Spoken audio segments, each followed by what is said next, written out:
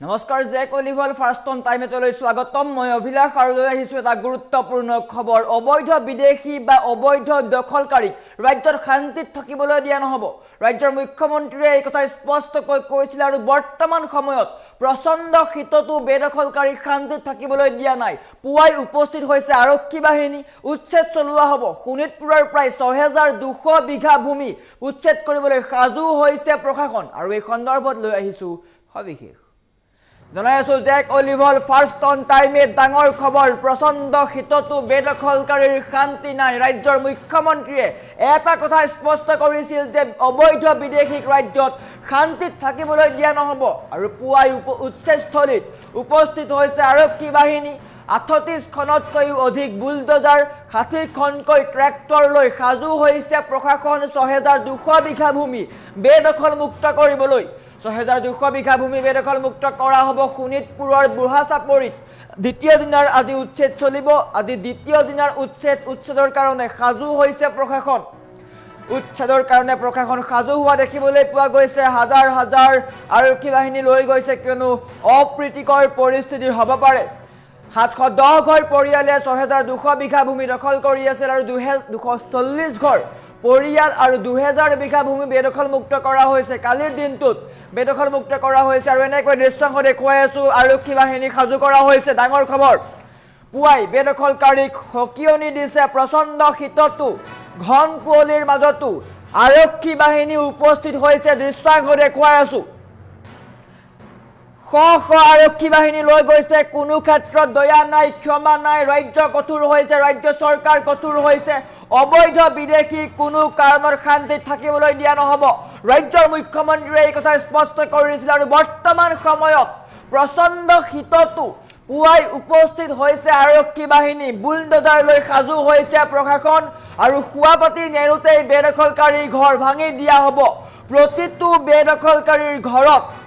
বেদখলকাৰীৰ প্ৰতিটো ঘৰত বুলডোজাৰৰ কোপ পৰিব প্ৰচণ্ড শীতৰ হাহাকাৰ লাগিছে বেদখলকাৰীৰ কিয়নো প্ৰচণ্ড শীতৰ হাড় কপোৱা জাৰত তেওঁলোকে নিজৰ ঘৰ খালী কৰিবলগীয়া হৈছে কিন্তু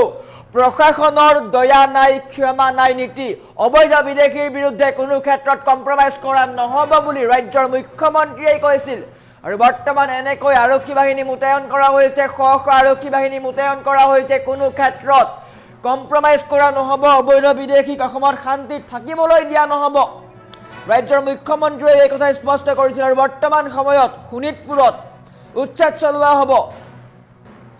প্ৰচণ্ড শীতক নেওচি আৰক্ষী বাহিনী সাজু হৈছে বেদখলকাৰীক ৰেহাই দিয়া নহ'ব কোনো ক্ষেত্ৰত বেদখলকাৰীক ৰেহাই দিয়া নহ'ব দৃশ্যাংশ দেখিবলৈ পাইছে এনেকৈ সাজু কৰা হৈছে বুলডোজাৰ আৰক্ষী বাহিনী সাজু কৰা হৈছে বৰ্তমান সময়ত ডাঙৰ খবৰ কিয়নো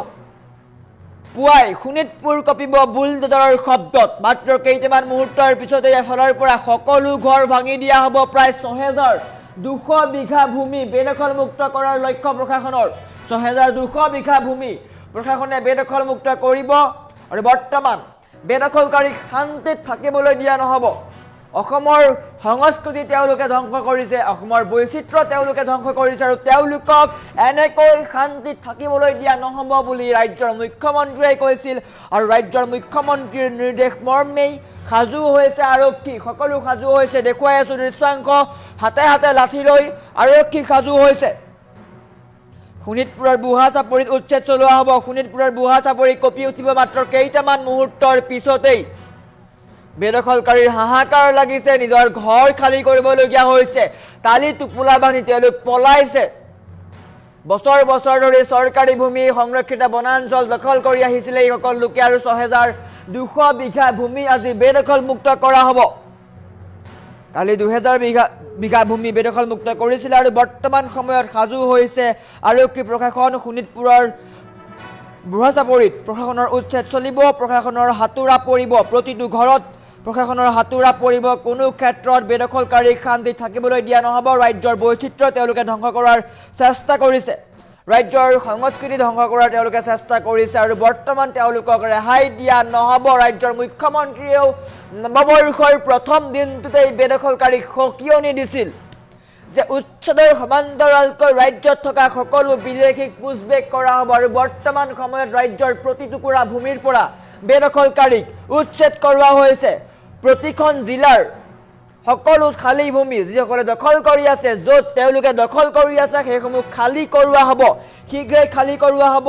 স্পষ্টকৈ সকিয়নি দিছে ৰাজ্যৰ চৰকাৰী ভূমি অসমীয়াৰ ভূমি খালী কৰক বেদখলকাৰীয়ে অন্যথা চৰকাৰ কঠোৰ হ'ব চৰকাৰে কঠোৰৰ পৰা কঠোৰ ব্যৱস্থা গ্ৰহণ কৰিব বুলি মন্তব্য কৰিছিল হিমন্ত বিশ্ব শৰ্মাই আৰু বৰ্তমান সময়ত শোণিতপুৰৰ বুঢ়া চাপৰিত উচ্ছেদ চলোৱা হৈছে শোণিতপুৰৰ বুঢ়া চাপৰি বৰ্তমান উচ্ছেদ চলিব সাজু কৰা হৈছে আৰক্ষী বাহিনী মোতায়েন কৰা হৈছে বৰ্তমান সময়ত দৃশ্যাংশ দেখুৱাই আছো এনেকৈ আৰক্ষী বাহিনী মোতায়েন কৰা হৈছে শ শ আৰক্ষী বাহিনী লৈ বুলডোজাৰ একশ্যনৰ কাৰণে সাজু হৈছে প্ৰশাসন বেদখলকাৰীৰ বুকু কঁপি উঠিছে প্ৰচণ্ড শীতত তেওঁলোকে ঘৰ এৰিবলগীয়া হৈছে অবৈধ মিয়াৰ অসমত কতোৱেই স্থান নাই অবৈধ মিয়াৰ অসমত কতোৱেই স্থান নাই সেই কাৰণে প্ৰচণ্ড শীতৰ মাজতেই প্ৰশাসন সাজু কৰিছে বুলডোজাৰ সাজু কৰিছে ট্ৰেক্টৰ ঘৰ খালী কৰি দিয়া হৈছে অবৈধ বিদেশী ঘৰৰ পৰা বাহিৰ কৰি দিয়া হৈছে ক'ত যায় যাওক কেৱল অসমত থাকিবলৈ দিয়া নহ'ব আৰু শোণিতপুৰৰ ৬০০০ বিঘা ভূমি